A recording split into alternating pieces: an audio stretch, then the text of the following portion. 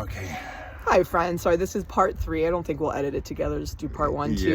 It'll be easier that way. It'll be faster. His poor arm was falling apart, and we were pressing the wrong pause. It's hard to hold. It's very hard. This is why selfie sticks too. Yeah, we do need those technological tools.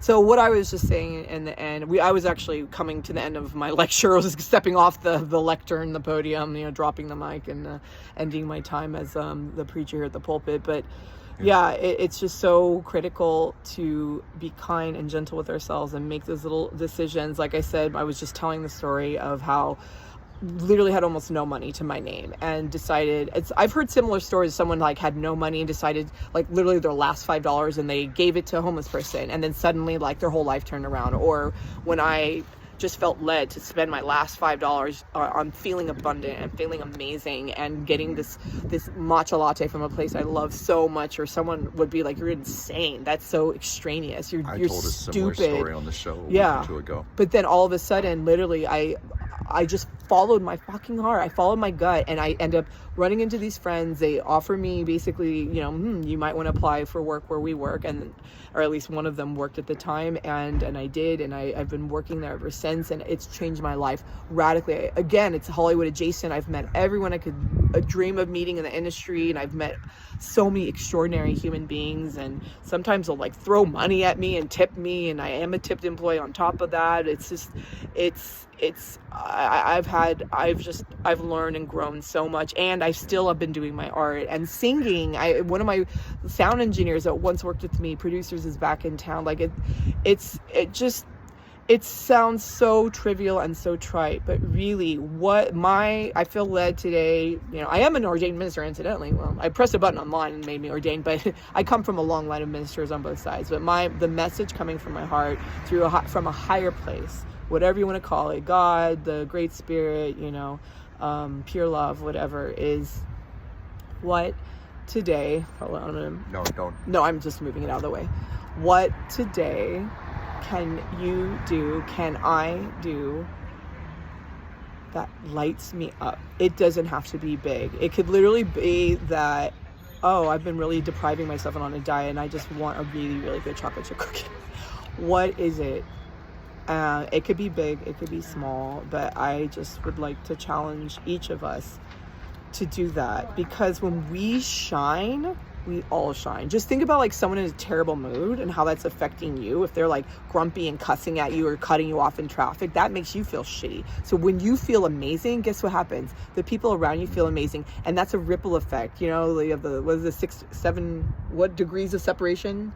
6 degrees of separation. You're thinking of those 6 degrees. Yeah, separate. Like we're all Kevin Bacon or something. Well, no, it's a law. Yeah. It's actually it's a specific kind of like law of nature. But like, definitely. Well, the world is your mirror. That's what Shakti Gawain, the great spiritual writer, used to say. But we're also all interconnected, because I'm shining and affecting this one person, and then that person affects another person, affects another person. Before you know it, you've affected 10,000 people because you smiled and had I really do, because I love what I do so much. I smile and shine, and I make people's days.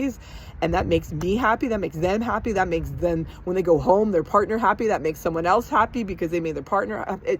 It's a ripple effect. When we choose love, when we choose joy, when we choose that little thing that excites us, it literally can change the fucking world. It's not bullshit. It's not some stupid bumper sticker. It's not just a meme. It's not a reel. It's not a cheesy thing. It's literally for your soul.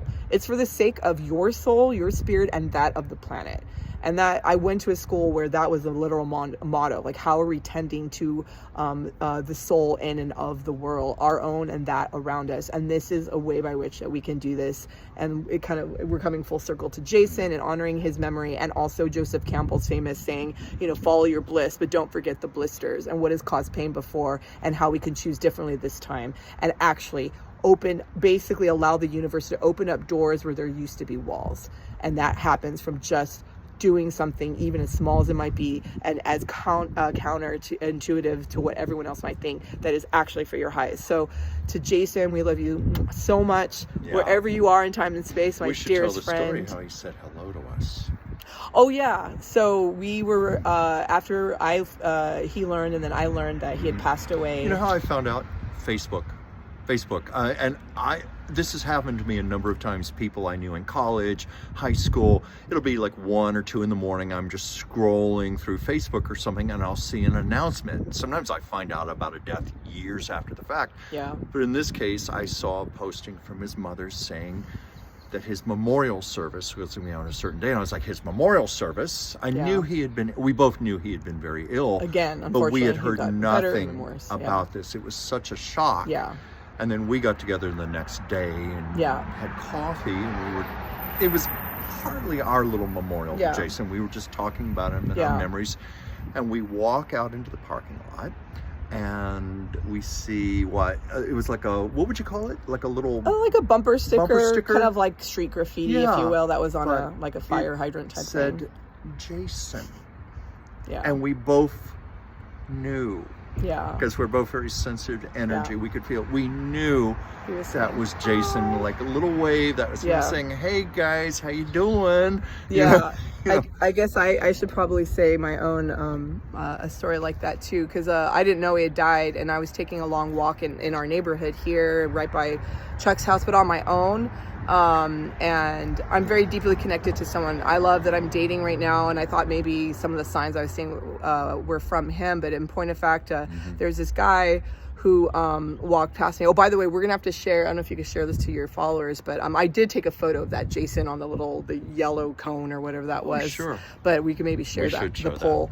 But this story... Put a picture of him up also. As well, yeah. So I was walking, and I see this guy with an Andre 3000, if you're familiar with the band Outkast, a rapper, innovator, speaking of creativity, lordy, oh Lord, Andre 3000, Andre Benjamin, and this guy had a Andre 3000 sweatshirt on. I was like, I wonder if that's related to the guy I'm dating right now. And something hit me. I remembered Jason, because, and it was almost like a little sign from Jason now from another place, kind of like sending a little message. That was so Jason. Because I didn't know he had passed, but it was so cute because a long time ago, before Outkast reunited, they came into where Chuck and I worked to get some like supplies to go to Coachella.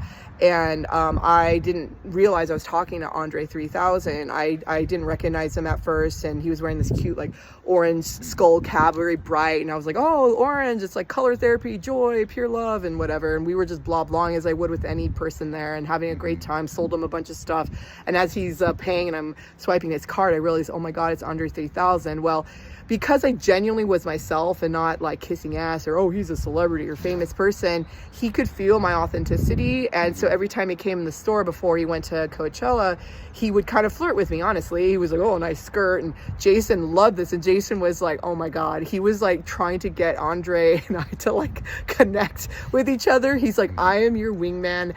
And when you and Andre get married, I will be your best man. And it was just really cute. So seeing that sweatshirt, this was like that was like 2013. Yeah, that's I think 2013. That sounds about right. Yeah, that's 2013 when that happened. And so this is a long time ago. So sorry to Pete, to my guy.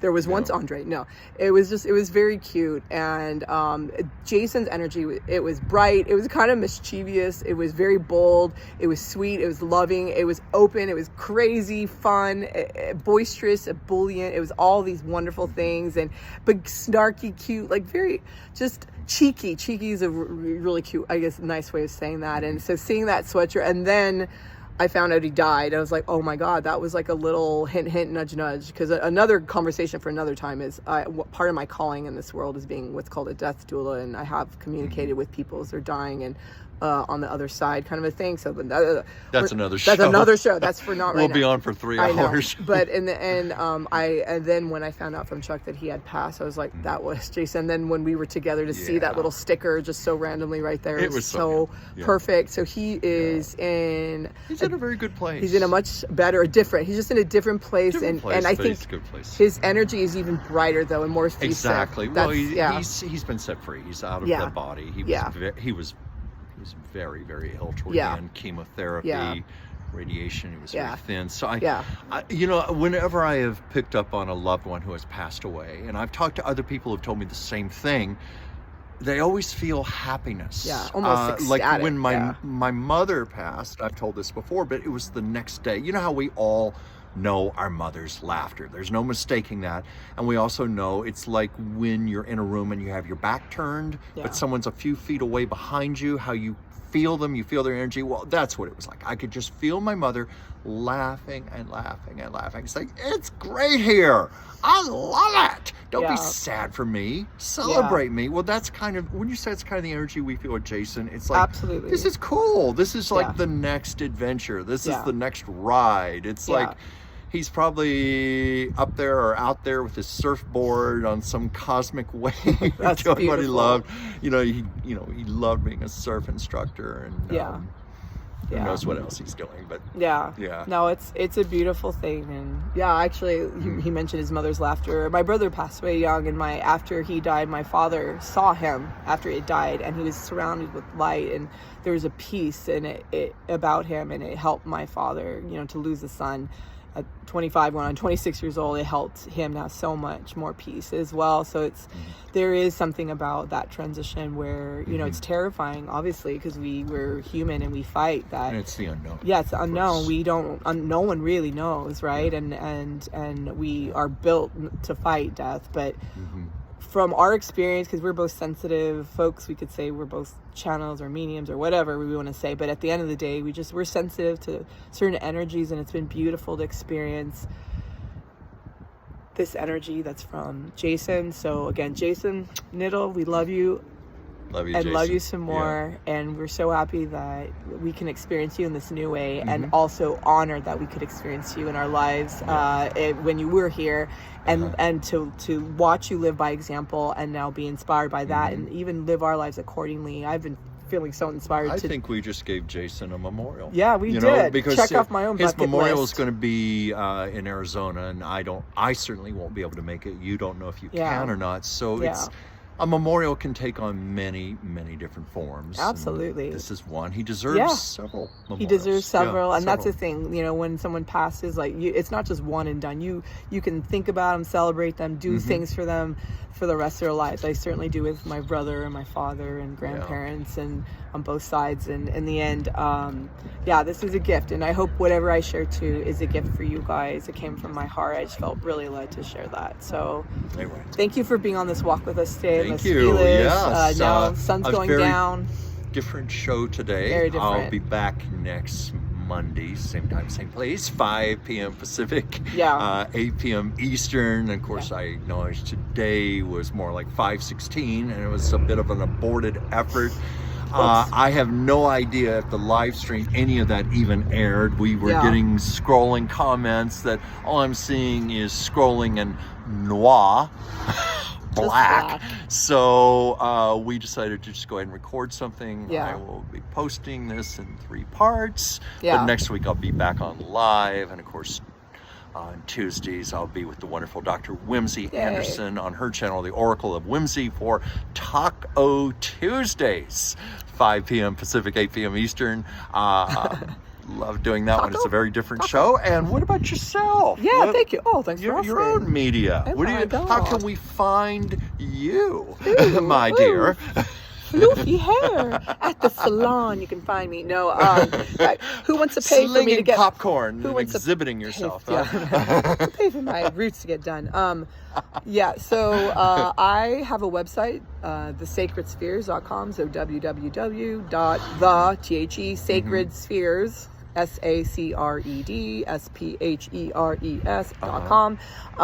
Also Instagram at The Sacred Spheres. Also, I mentioned earlier my art Instagram at Eyeball Kid Art. That's what it might change the name again, but right now for a while it's been at EYEBALL Kid Art, Eyeball Kid Art. So that's, you see some of the weird process art I'm doing. The ladybug painting I just mentioned, that I mentioned earlier, that I just posted today. And my cat has an Instagram that's really cute. It's Galaxy I Am Queen. So Galaxy I Am Queen. That's on Instagram. So at Galaxy I Am Queen. She's a 3-legged tripod of a cat missing a leg. But well, I should say a paw, full of snark and personality, like Dorothy Parker. Let's see, where else can you find me? You can email me, thesacredspheres@gmail.com. And I will be starting a new website to sell my art, because my Etsy got shut down a while ago. I have on Etsy. I know. We're not going to talk shit about Etsy, but it's regretsy. I have a lot of regretsy about Etsy. And that's there. That's good. I didn't create that. I am stealing that from someone else. You just did create it. Yeah, well, there was actually an account of people having regretsy purchases on Etsy. But yeah, so I'm not sure exactly what it's going to be called, but it's going to be like on probably Squarespace, whatever. I'm going to create a more user-friendly platform for buying my merch and art, and looking at my portfolio and learning a little bit about what I do and why I do it, because it is quite sacred and profound, and also it's playful and childlike and silly and goofy. And even if you don't want to buy a damn thing, just check it out. My last account was called When Gorgons Graffiti. I might go back to that. But long story short, I love googly eyes, and I might want to play around with that as my website, and I'll let you know what it is. So if you follow me on social media, as soon as you know what it is, I will yourself, post right? it. Exactly. She's a marvelous surrealist artist. I'm very impressed. And I love the little canvases you paint there. Just exquisite. I honestly am not a big fan of abstract art, but I love what she does. I love her work. That says a lot coming from this man, because he's an extraordinary representational artist, which I really am not, though I have been going a little bit more in that direction, but we complement each other. We do. We've talked about maybe sometime in the future exhibiting together, setting up a little booth or something. An art pop-up. And I said to her, the beautiful thing is, our art is so different that we don't compete with each other. Exactly. We only complement. Exactly. So we could easily put our stuff together and have two thrive. Different conversations. One day maybe we will. We will. And somewhere in the future, I want to do a show where I interview her, just showing her art and talking about it. But that's in the future. We have that plan down the road. Yeah. And I actually, so definitely if you want to follow me, please do, because I will be doing an art pop-up probably soon at a friend's place here in Hollywood, or at the very bare minimum, share the videos of them with you. If I may say this, we might even, I was waiting for you to say that. I didn't know whether I should talk about your pop-up show or not. I didn't know if that was secret or not, but hopefully, if I can figure out the bugs in doing a live show, it didn't work today, but maybe if we can work out the bugs, I would love to do a live from there, interviewing her, and we'll just go about showing her art and having her discuss it and her process and all. Or if not, we'll just record something. But down the road, I want to do that very, very much. It's going to be fun, and it's hopefully going to happen soon. So I have a plan in March to do a Tight 5 on stage, get kind of open micing again. Maybe we can debut you. We might be debuting me as debutant. Debuting my weirdness on stage as a stand-up. And to that. I am too. Hopefully. I want to dissociate and just watch myself. And then also the art pop-up, hopefully in April. So, all right, loves. Okay. Thank you so much for your time and care and being here with us now. See you next week. Mwah. Love you all. Thank you for your patience with us today. And follow your bliss. Mwah. Bye.